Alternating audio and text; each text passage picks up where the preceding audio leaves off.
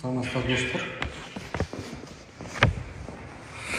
Мен шығып отырмын мына тергөөдөн. Абдан көп чалып кабарлап атасыздар. Биз азыр мына Ысык Атада тергөө бөлүмүнүн робудунан чыктым.